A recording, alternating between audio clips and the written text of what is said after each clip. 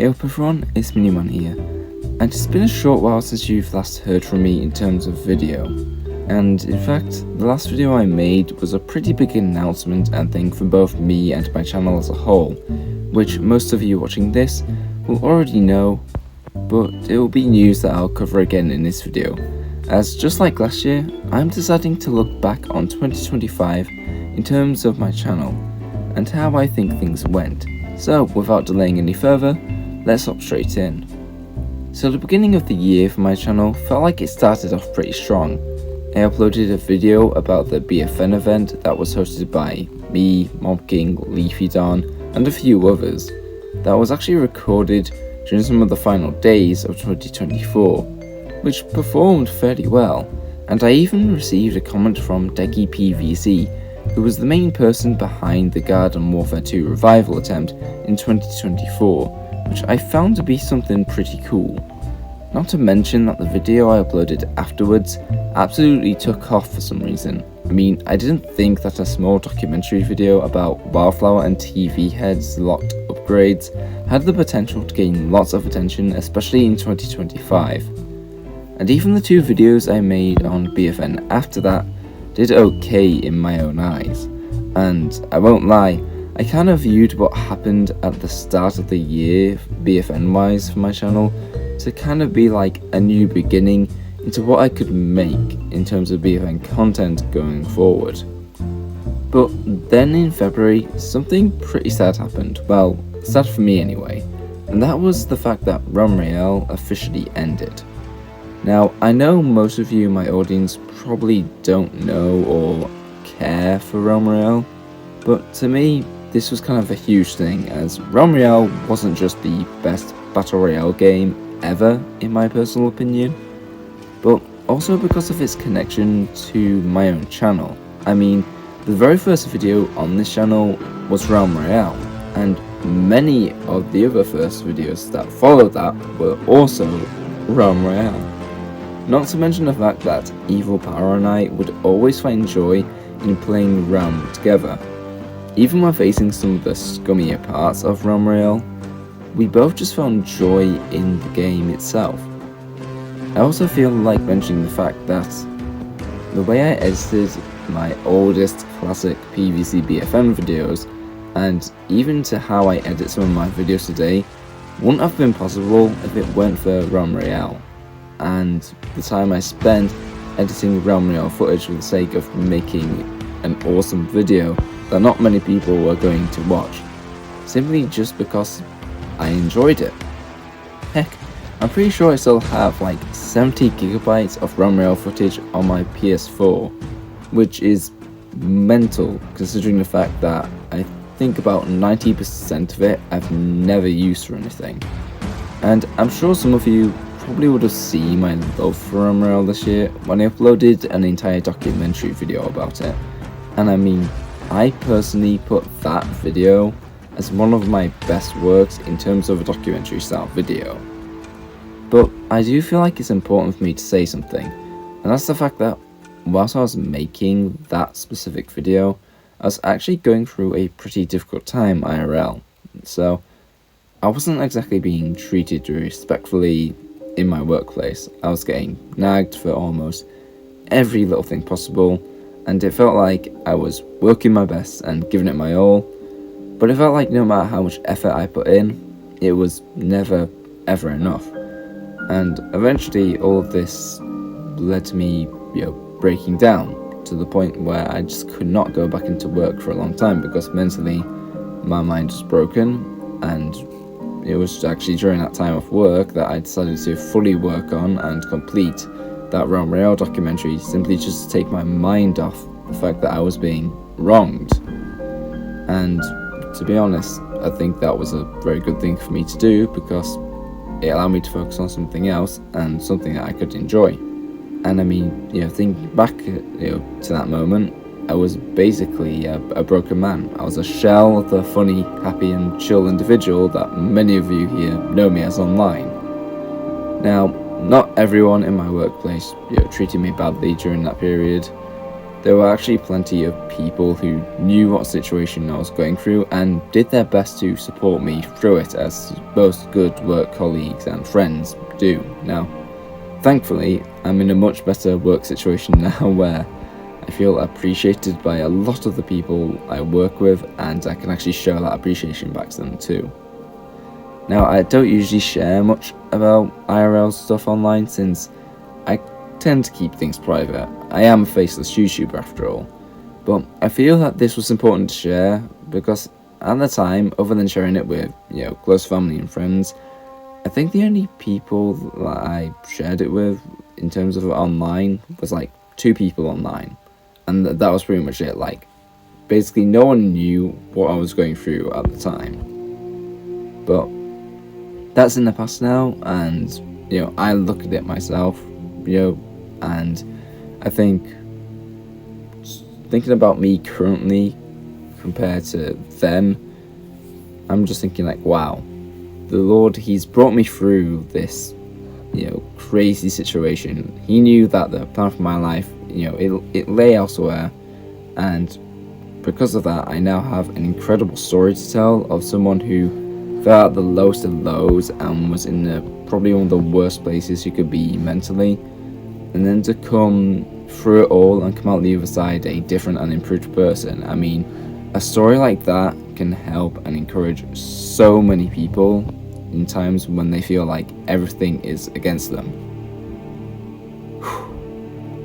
That was a lot, but I felt I had to get it off my chest because I do think it's important for viewers to always remind themselves and sometimes be reminded to appreciate the people they watch across all of their content. I'm talking every video, stream, post, etc. because at the end of the day, there's still the person behind the channel.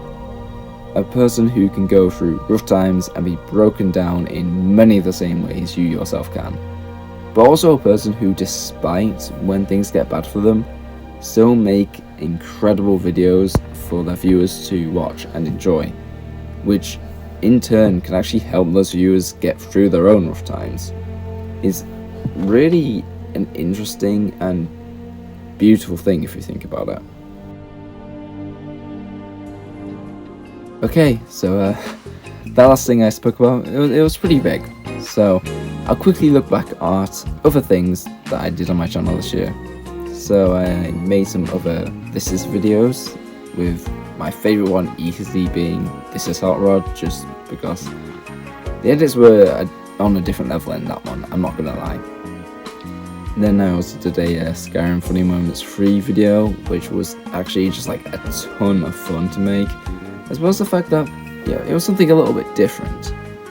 And I also had a small go this year at YouTube Shorts as well, though I'm still not completely sure how I'm going to do YouTube Shorts at the moment, as in I don't know whether YouTube Shorts should just be maybe some moments just taken from pre-existing videos, or if I should make them like their own unique thing.